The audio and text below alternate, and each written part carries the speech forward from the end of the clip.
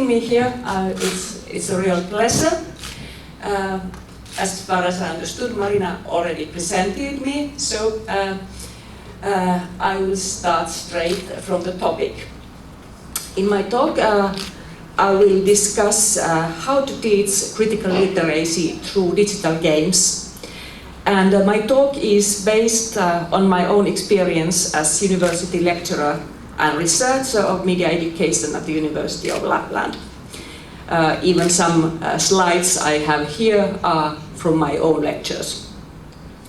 I will present 3 games from the website tool the TLIT for You project has developed, and explain how they could be used in teaching. But first, let's see why critical literacy skills are needed and why we have to teach them. Recently, European democracies have been challenged with disinformation, and which is an existential threat, such as worldwide infodemic during the COVID-19 pandemic, or political propaganda due to Russian invasion to Ukraine, or other military conflicts such as Israeli and Palestinian conflict, and there's a lot of propaganda going on. Secondly, recent European policy frameworks also call for sustainability with ethical communication with the need for reliable information. In these policy frameworks, fact-checking is promoted as a practice for recognizing disinformation as a part of media education in educational institutions. And finally, fact-checking is also an important skill for digital active citizenship. But critical literacy is a skill that cannot be transmitted only through books and reading. It is a skill that develops with time and exercise, and needs a certain maturity and cognitive skills, but also knowledge about the knowledge production. So I would say that in learning critical literacy, practice is a key word.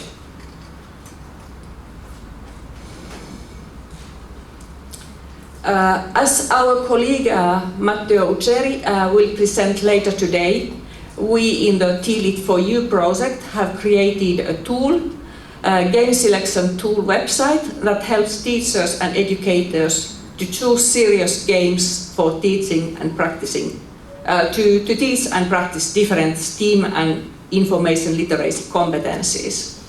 Many of these games help also to develop critical media literacy. And I have chosen 3 games from this website for a closer look and present some ideas how they could be used in teaching and learning.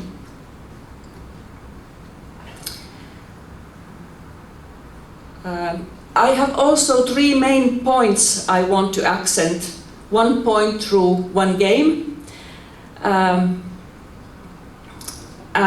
These points I have chosen are based on research and literature, and also my own experiences when using games in teaching critical media literacy. The first point I want to make is about the power of simulation. A teacher can provide plenty of theoretical information and knowledge about some issues, but we all know, and research has shown, that experiencing things by ourselves makes the phenomena feel more real. And this is what many games offer. They simulate the reality and make students experience how it really happens. One of my students wrote in her learning diary after playing a digital game about the fake news the trolls and bots can create. On the other hand, completing the game made me feel in the shoes of a troll. It has made me think about the power of the media and the information we give in it. Just by uploading a few memes, fake photos and a tweet, and a tweet, I have been able to reach 11,000 views and increase my followers by 2,000. Numbers that seem insane to me to reach simply by pressing a button.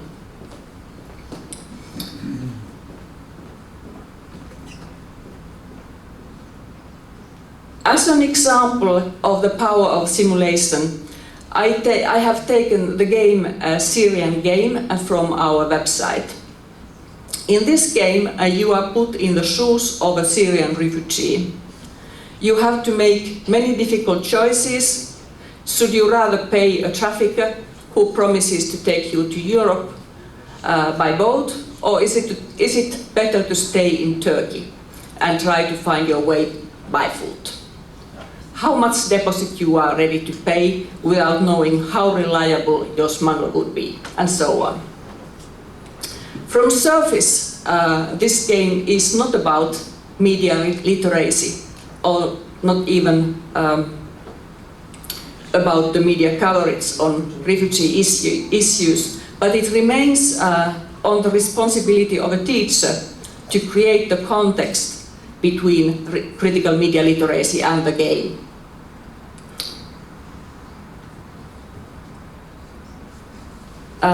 One could, for example, take an issue of bias in news coverage and discuss Eurocentrism in the news and from whose point of view it is presented in the media. These issues should be considered in the orientation phase, here on the right side. Then the students are given time to play the game in pairs in the classroom. I would recommend that this game should be played in the classroom. Because this is about such a complex issue that it needs discussion together. So not leave students to play all alone at home. So after playing the game comes the elaboration phase, when the opinions and experiences of the students should be heard. And as a conclusion, we can say that the Syrian journey presents an alternative way of seeing the issue from the point of view of refugees, opposite to what is seen in the mainstream news. And in such way, it multiplies the image and conception of the issue. And this effect comes through the simulation to be put in the place of refugees. Then my second point is about the emotions in teaching and learning. As Vygotsky has stated, emotions are a leading component for active and personal learning. Sometimes this may even mean that the students have to feel unpleasant and contradictory emotions while playing, like this Syrian journey showed.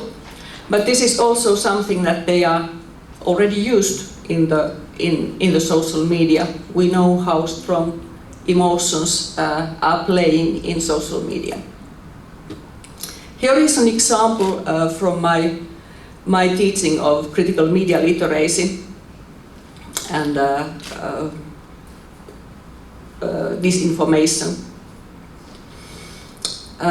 As Claire Wardle and Hossein Deraksan have stated in their report on information disorder, social networks are driven by the sharing of emotional content. The architecture of these sites is designed such that every time a user posts content and it is liked, commented upon or shared further, the brain releases a tiny hit of dopamine. As social beings, we intuit the types of posts that will conform best to the prevailing attitudes of our social circle, and so on. This issue of information disorder, this performative aspect of how people use social networks, is critical to understand how mis- and disinformation spreads. And here is an example I often use when teaching about emotions and the power of likes. You see the message up there containing false information on how to protect yourself, and then you have to decide what to do with this message when you meet it in your social media feed. You are provided with 4 alternatives. So I ask students, what would you do? First, you believe this message and share it to help your friends and family. There's this idea of helping because you like people. Secondly, you don't believe the message. You laugh and share it to make also your friends to laugh. You want to enjoy with them. Then thirdly, you don't believe the message and do nothing. And fourthly, you don't believe the message, but you want to warn your friends and still share the message with your comments added. So, because you like them, you want to warn them that they don't make a mistake. So you notice that in the 3 cases of 4, there are strong emotions involved. In this 4th case, if you don't do nothing, you don't feel anything, you just ignore it. And this explains why disinformation spreads so quickly, because it produces your emotions. The power of emotions is simulated in many games on disinformation, also those which we present on the website. Here's an example of one of those games. It's called Bad News, where you are made to test the use of emotional expressions in use and to make emotional memes. So you learn to make these fake news. Taking a role of an evil can make students feel guilty or fear, but what is important is that they will associate these emotions with the content they are learning. But again, it is extremely important that they are not left alone with these feelings, but they will have a possibility to reflect them, as was presented also in the earlier slide. So the one model for how to use this in teaching is that here you first create some knowledge. You make an introduction on fake news and the role of emotions in social media. Then you have a possibility to play, and you also have a report by this Woodle and Deraxan, which you have to read. That is good for homework. And then after playing and reading, you write a reflection diary. We call it a learning diary, where you reflect on what you have learned by your own experience with the game and from the theoretical knowledge. This could be one way of working with this game. Then my third point is to stress that it's very important always to combine in teaching theoretical knowledge with action and with the action with the use of games. Because we are usually very good in providing teaching material and theoretical knowledge, but we very rarely provide possibilities for active doing. And so in this example, I give some ideas how to provide this. And the idea is that in this way we could also promote active citizenship in practice. The game is Cat Park, which is also on the website, and it is about disinformation. In this game, the player goes through different mini-games that expose the player to various ways disinformation can be created and spread on social media. The idea of the game is to oppose a plan to create a cut park in a city with various social media techniques, no matter how truthful their content is. But the idea could be adapted to many other activities. One learns how to create hot headlines, memes, and manipulated images and conspiracy theories.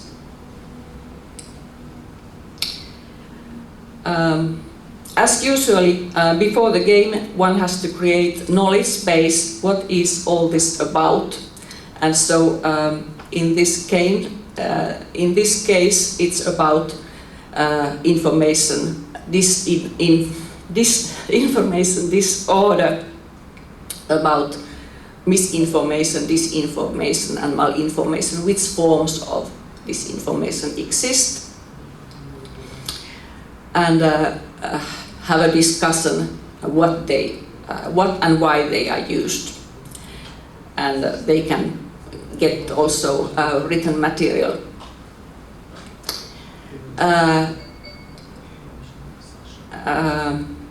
But then after playing the game, the practice, an activity which is given to the students, is that now they should create a new game, not a game, but a new campaign. It could also be. Sorry, I forgot. Yeah, sorry, I didn't change the slide. So this was the model of disinformation. And after studied this theoretical content and playing the game, the task which is given is to create a new campaign, a kind of counter campaign. The task is that you should create your own social media campaign that follows ethical rules by using memes, images, and posters. In the game, you were shown how these memes and images were falsified, and they didn't follow any ethical rules. But now in your own campaign, you would use these same methods, but for ethical purposes, and that would be the activity. So how to take these skills for active citizenship, that is what I propose. So these were my 3 cases, and I'm sure that you are, as experienced teachers, you will be able to find a lot of other possibilities. But I would say that there really are quite a number of possibilities how to use this. Thank you.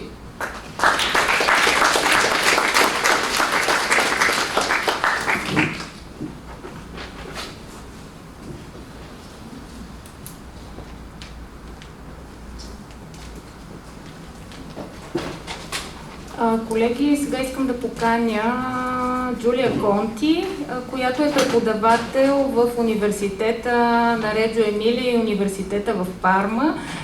Тя е социолог, води курсове свързани с комуникация, и Мариана Кангас от факултета по педагогика на университета в Лапландия. Като те ще ни запознаят с педагогиката на игровото обучение през призмата на играта, разработена в рамките на нашия проект. Заповядайте, колеги.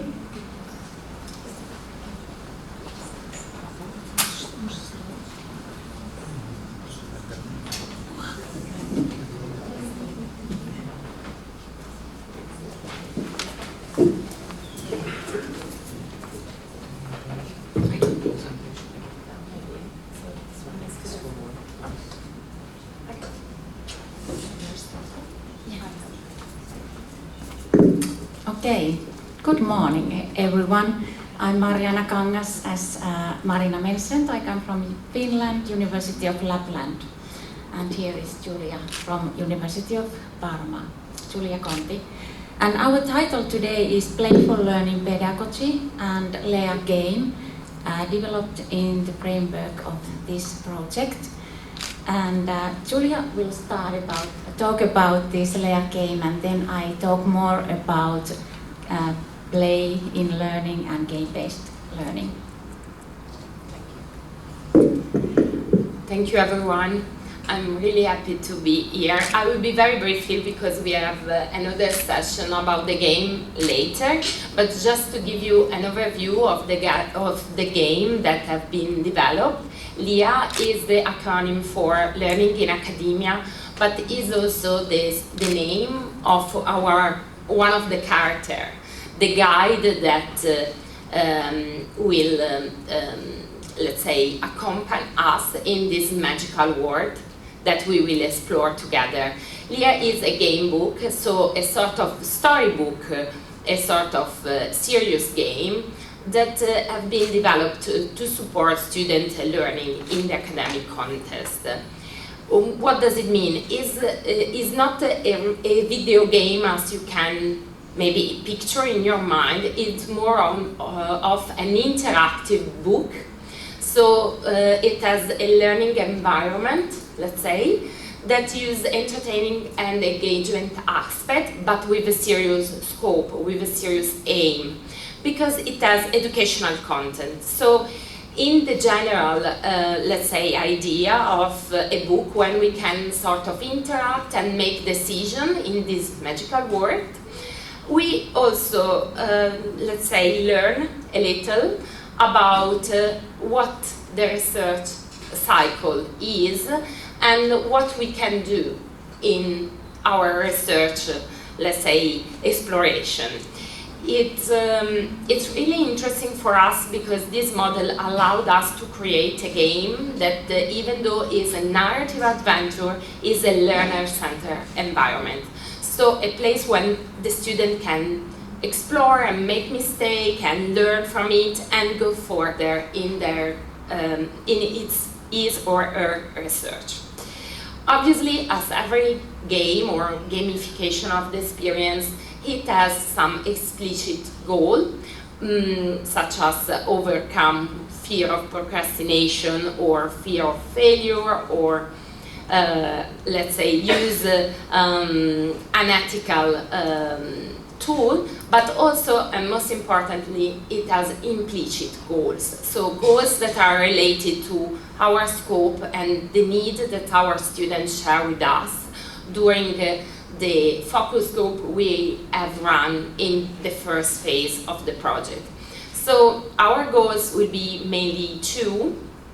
The first one was to go through literary review by applying scientific inquiry process, and second of all, and we discuss way better later, understand the research cycle strategies. So go through all these phases, from connecting previous knowledge to our, let's say, current interest, to create hypotheses and research questions, valuable and meaningful research questions, to investigate the phase where we identify possible studies and resources that really can help us in our research, then obviously construct the moment when we begin to write, to share our personal opinion, our thoughts, and argue our ideas.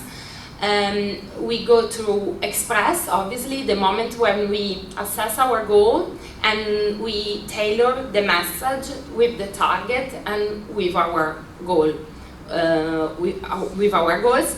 And obviously it concludes with reflect, a self-reflection phase that allows us to evaluate what we have done, so the path of our research, and improve and open up to possible future development. And this is the truly meaning of research, because I think we all have some knowledge of Latin, and Latin, in the word itself, it contains the idea of redoing something, researching. And we like really this idea of circularity of the process. Would you like to tell us more about the methodology? I continue from this, and we see so that the layout game can have many benefits. We see that it can aim to promote, for example, or first of all, transliteracy skills. That means that it promotes your knowledge and skills as well, and it includes your personal abilities and attitudes and values as well. So it's a big thing to think about transliteracy skills. But it also supports STEAM, and STEAM means science, technology, engineering, art and mathematics.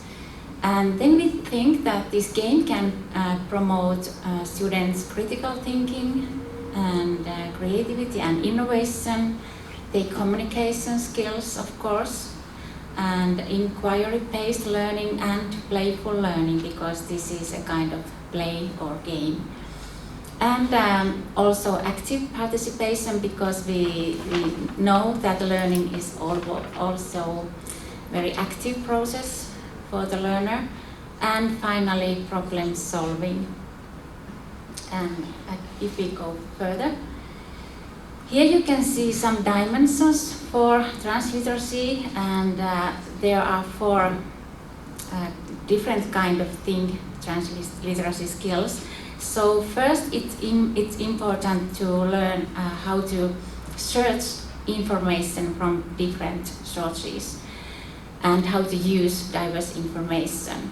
And secondly, it's very critical and important to learn how to critically assessment that information, of course, and information sources as well. And third, it's important to learn how to produce, present and share information. And finally, the aim is to support the use of transliteracy to promote good. That, for example, means things like talk about ethical things and so on. And what becomes to the playful learning pedagogy? We know that, however, in an educational context, the game itself doesn't guarantee meaningful learning experiences. So we know that the role of the teacher is very important, and the methods the teacher use when using games in teaching and for learning. And about playful learning pedagogy, first of all, if it focuses on play and playful approaches in teaching, including and beyond games. This also means that you can use board games or cards for supporting playful or game-based learning. Playful refers to being improvisational, expressive and free with and within the rules. And this is very important in case when you are playing whatever game.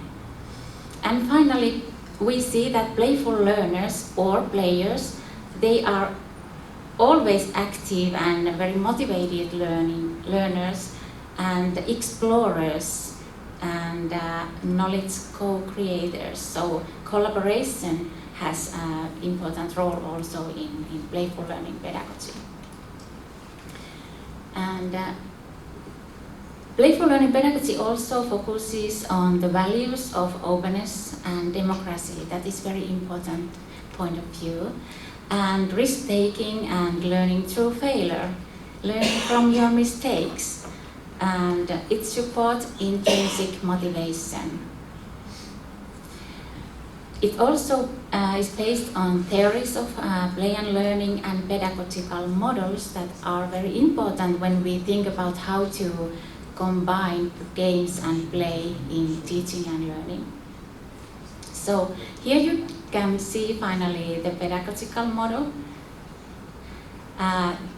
There are maybe a little bit more stuff than what Mari presented earlier, but here you can see that there are the same phases: orientation, game play phase and then elaboration. And this is based on my doctoral dissertation, by the way, from 2010.